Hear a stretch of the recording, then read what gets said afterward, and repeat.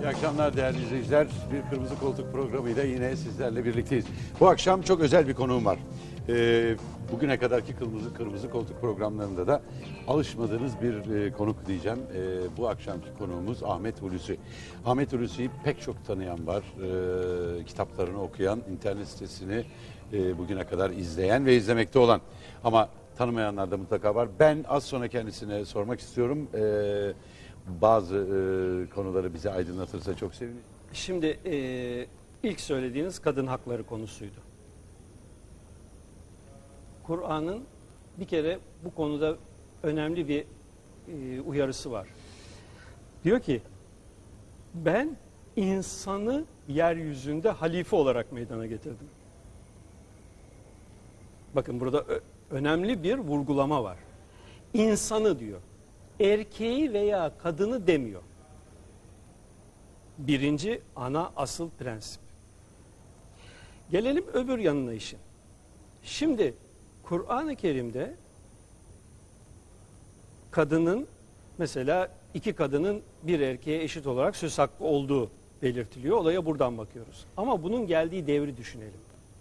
O devirde Kureyş'te kadının adı yoktu. Kadın meta hükmündeydi. Kadın alınır, satılır bir varlıktı. Bir erkeğin 5 tane, 10 tane, 20 tane, 30 tane karısı vardı maddi gücüne göre. Ve bunu alır, kullanır, istediği zaman da satardı. Ölürse karısı çocuklarına miras kalırdı. Şimdi böyle bir yapı. Şimdi böyle bir yapı içindeki olan toplumda kadın belli bir yere getiriliyor. Kadın bir değerdir diyor. Kadını alacaksın, senin ailen olacak diyor. Artık fazla kadın alamazsın. En fazla alırsan 4 tane alırsın diyor. Ama bir tane alırsan bu senin için de çok hayırlıdır diyerek ana hedefi de gösteriyor. Yani bir Kur'an'ın ruhu söz konusudur. Biz bunu hukukta da kanunun ruhu diye olaya bakarız. Şimdi bir kanun çıkacağı zaman önce o kanunun gerekçesi vardır. Hangi şartlar dolayısıyla bu kanunu biz çıkartacağız? Daha sonra kanunun uygulamasında da o gerekçe değerlendirilir. Eğer hakime niye biz değerlendirme payı tanıyoruz?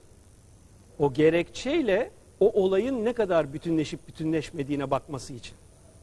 Yoksa biz kanun maddelerini bilgisayara gireriz. Ondan sonra falanca da gitmiş bu suçu işlemiştir. Şu maddeye göre cezalansın deriz. Halbuki o kanunun ruhuna göre o olayın değerlenmesi gerekir. Şimdi Kur'an'ın ruhu da gelen ayetlerin hangi amaçla ve hangi doğrultuda geldiğine bakmaktır. Şimdi Kur'an 4 eş, azami 4 alırsınız diyerek 20, 30, 40'ı sınırlarken tek eşle kalırsınız, bu sizin için çok daha hayırlıdır diyerek de hedefi gösteriyor. Kadının hiç söz hakkı yokken, erkeğin yanında doğru dürüst oturamazken, iki kadın da en azından bir erkek kadar söz hakkına sahiptir ve sözü geçerlidir diyor. Ama bir noktaya daha dikkat edelim. Bu hüküm buradadır, biter, bu kadardır demiyor. Yani siz toplum olarak kadının da erkek kadar değerli ve saygıdeğer bir varlık olduğunu idrak ederseniz, kadına da erkek gibi eşit söz hakkı verirsiniz. Bu Kur'an'ın ruhuna aykırı değildir. İşte önemli olan nokta burası. 1400 sene evvelini bırakın. Bugün hala yavrum sana bir karı alalım diye söze giriyoruz. Hadi biz sana kız verelim diyoruz. Kız vermekten, karı almaktan söz eden bir toplumda hala biz kadın erkek eşitliğinin geçmişteki halini tartışıyoruz. Ya bugün bu hale geldik. hala karı almaktan, kadın almaktan mı söz ediyorsunuz? Yani kadının yeri nerede? Siz bugünkü bu toplumda daha hala kadının yerini oturtamamışsınız. Ama bu herhalde bu dinden dolayı değil, dinin uygulanmasından ya da işte belki yanlış de yorumlanmasından. Yani şimdi İslam dini ya da Kur'an-ı Kerim'e baktığımız zaman bir bütünlük anlatmıyor mu bize? Yani bir bütünlüğü, Evet. bir birleş.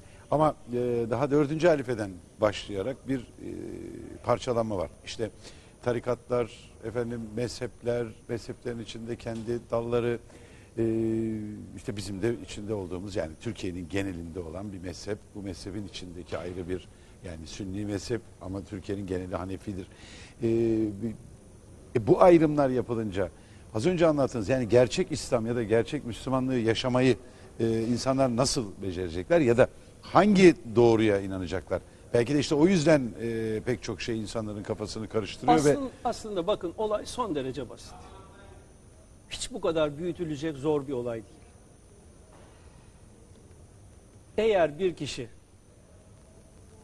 Allah'a iman ediyorsa, Allah Resulü Hazreti Muhammed'e iman ediyorsa ve onun tebliğ ettiği, bildirdiği Kur'an'a iman ediyorsa, bu kişi Müslümandır. Ve Hazreti Resulullah buyuruyor ki, men kâle la ilahe illallah fakat dehale cennet. Kim ki la ilahe illallah sözünün anlamına iman eder, o cennete gider diyor. Bir. Tamam. İki, Kur'an'da ayet var, diyor ki Allah kendisine şirk koşulmasını affetmez, fakat bunun dunundaki, altındaki bütün günahları dilediğine bağışlar diyor. Şimdi biz hep tefrikaya doğru gidiyoruz. Halbuki buluşmanın yeri Hz. Muhammed ve Kur'an'dır. Zaten de biz ona muhatabız. O bize dini tebliğ ediyor. Şunları yaparsanız siz yararlanırsınız Ama işte diyor. bunu hemen hemen herkes böyle söylüyor. Yani bütün o ayrımlar da olsa sonuçta işte tek yol gösterici Kur'an'dır. Burada birleşeceğiz. Ama onu yaşayamıyoruz. Mesela günümüzde de özellikle din faktörü hele son yıllarda devlet yönetimine bir şekilde sokulmak isteniyor. Hatta sokuluyor. Ve burada bir tartışma çıkıyor. İşte Türkiye laik kesim diyoruz, anti laik diyoruz. İşte kimi insanlar dinlerini ya da inançlarını yaşayamadıklarını söylüyor. Öbür taraftan daha tabii dünyevi olan ideolojiler ya da fikir akımları da işte bunu reddediyorlar. Biz ayrı yaşayacağız. Ama bir kaos yaşıyoruz. Yani mesela bir kıyafet konusunda kaos yaşıyoruz. Şimdi Hazreti Muhammed'in yaşadığı dönemin kıyafetlerini giyen var. Halbuki biz biliyoruz ki Hazreti Muhammed özel bir kıyafet giymiyordu. Yani gününün kıyafetini giyiyordu, değil mi? Şimdi benim Şimdi oradan sünnetim, günümüze gelince sünnetin Evet. ruhu dediğim olay. Şimdi bugün sünnet diyerek Hazreti Resulullah'ın o devirde giydiği kıyafeti taklit edip biz sünnete uyuyoruz diyorlar. Burası da çok büyük bir incelik var. Hazreti Muhammed putperest Kureyş kabilesinin içinde dünyaya geldi. Bilindiği gibi 360 tane put vardı ve kabile buna tapıyordu. Hazreti Muhammed onların içinde büyüdü. Onlar gibi yedi, içti, oturdu, kalktı, giyindi. O yüzden de sen de bizim gibi birisin dediler daha sonra da. Şimdi Hazreti Muhammed 39 yaşında Resul olduğu zaman insanlara tanrılara tapmamalarını, Allah'a iman etmelerini söyledi. Ve bu konuda gerekli bilgileri vermeye başladı. Fakat hiçbir zaman kıyafetini, şeklini, tarzını değiştirmedi. Yani eskiden o putperest kabile içinde nasıl giyiniyorsa, yiyorsa, içiyorsa, oturuyorsa aynı tarzına devam etti. Dolayısıyla kıyafet Hazreti Muhammed'in özel sünneti değildir. Hazreti Muhammed aksine içinde bulunduğu toplumun örf, adet, ananesine göre kıyafetine devam etmiştir. Kıyafetinde bir değişiklik yapmamıştır. Bu da nedir? Bize neyi gösterir? Gerçek sünnet, içinde bulunduğun toplumun örf, adet, ananesine göre giyin demektir. İşte içinde bulunduğun toplumun örf, adet, ananesine göre giyindiğin zaman sen sünnete uymuş olursun. Çünkü Hazreti Resulullah bunu tatbik etti. İçinde bulunduğu toplumun örf, adet, ananesine göre entariyi giydi, sarığı sardı, sakalı bıraktı. Onun yaptığını biz bugün yaparak bugünkü toplumun dışlamayacağı bir biçimde davranmamız lazım. Gerçek sünnete uymak istiyorsak. Çünkü önemli olan şekil değil, kıyafet değil. Allah sizin şeklinize, görünüşüne bakmaz, kalplerinize bakar deniyor. Nedir bu? Bilincinin gerçekleri görmesi önemli. Çünkü niye önemli? Bakın, Müslüman toplumlar dünyanın her yerinde geri kalmış toplumlar. Evet, niçin? bu aslında çok tartıştığımız, Batı daha toplumu doğrusu ilerlemiştir. tartışamadığımız bir konu aslında. Batı toplumu ilerlemiştir. Müslüman toplumlar geri kalmıştır. Niye? Çünkü Müslüman toplumlar Allah isminin manasını ve bunun sonuçlarını idrak edememişlerdir. İşte Allah'ı ama Tanrı bütün gibi düşünüp belki şey neden yani son yani kitap olarak kabul ediyoruz öyle. Yani en mükemmel olması lazım ve ona inanan insanların da bütün toplumdaki en mükemmel insanlar olmaları lazım.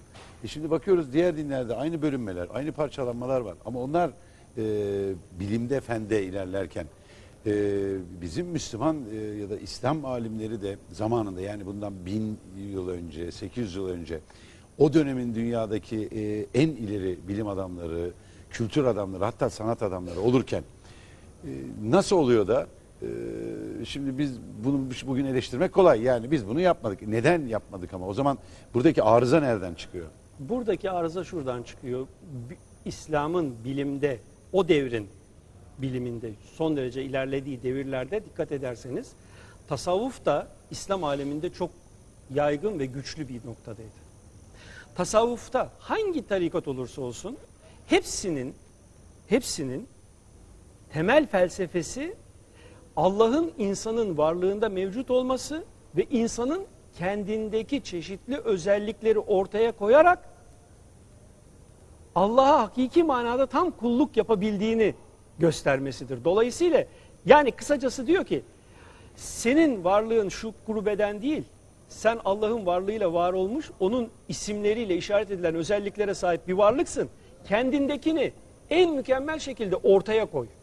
Ne yapabilirsen o kadar Allah'a yakınlaşabilirsin. Şimdi bu anlayış içinde o insanlar her biri kendindekini en mükemmel şekilde ortaya koymanın mücadelesini veriyor. Sonraki devirlerde bu anlayış örtülmeye başlıyor, geriliyor ve biz hep yukarıda ötedeki bir tanrıdan bir şeyler beklemeye başlıyoruz. Allah verir, Allah verir ama Allah ismiyle bir tanrıyı düşünüyoruz, ondan bekliyoruz. Ve böylece de yatıp ense yapıyoruz. Allah isteseydi yapardı. Kim yapardı? O yapardı. Ya o yapmayacak. Allah senin varlığında mevcut. Bütün bu varlığın özünde mevcut. Dolayısıyla başarı senin kendine güvenmen, inanmandır. Sana günde 5 defa namazı söylemesinin sebebi o Fatiha'yı okudur. Fatiha'nın Türkçe tercümesi olmaz. Fatiha'nın manasını uzun uzun etüt edersin, incelersin, anlarsın. Ama Fatiha'yı tercüme etmek mümkün değil. Niye mümkün değil? İşte biraz evvel söyledim. Bir besmelenin B'sini anlayabilmesi için bir kişinin ne kadar zaman gerekli. Namaz kuru kuruya şekil değil ki. Namaz bir anlayışın hatırlanması ve yaşanmasıdır. Besmele ile sen Rahman ve Rahim olan Allah'ın kendi hakikatin olduğunu ve her an senden onun çeşitli özelliklerinin açığa çıktığını düşünmendir. Sonra Fatiha'nın daha ileriki ayetlerinde bütün alemlerin hep o Allah'ın kuvvet kudretiyle meydana gelmekte olduğunu, her an açığa çıkmakta olduğunu söylüyorsun. Bunları düşünmektir namazda Fatiha'yı okumak. Yoksa kuru kuruya bilgisayarın okuması değildir. O zaman bir robot yap, içine de Fatiha'yı programla, aynen rükû ve secde hareketlerini yapsın. Şimdi Müslüman mı oldu? Namaz mı kıldı? Hazreti Resulullah'ın bir sözü var. Diyor ki çok kişi var oruç tutar, yanına açlıktan başka kar kalmaz. Çok kişi namaz kılar, yorgunluktan başka kar olmaz diyor. Niye? Çünkü orada okuduklarının manasını düşünecek. Manasını düşünmesi için de bilmesi lazım. Bütün Kur'an'ın manasını ben nereden öğreneyim kardeşim? Ben Türkiye'de yaşadım, Türk'üm ve Türkçe biliyorum. Sen en azından namazda bir Fatiha'yı okumak durumundasın. Fatiha'sız namaz olmaz diyor. Niye? Çünkü Fatiha'da sen kendindeki ilahi kuvveye, o ilahi güce iman etmek zorundasın ki o imanla başarasın. Adam Allah Allah deyip yürüyor. O Allah Allah derken kendindeki o güce iman ederek yürüyor. Ve o imanla da başarıyor. Öyleyse insanlar Allah'ın kendilerindeki açığa çıkarttığı güzellikleri hissetmek zorunda. İşte namaz müminin miracıdır diyor. Miraç nedir? Kişinin kendi hakikatına, kendi hakikati olan Allah'a ulaşması. Onu yaşaması, onu hissetmesi. Öbür taraftan onlar namazda haşyet içindedir diyor. Huşudadır diyor. Huşu haşyet içindedir. Yani Allah'ın sonsuz, bu varlıktaki sonsuz kudret ve azametini müşahede etmek.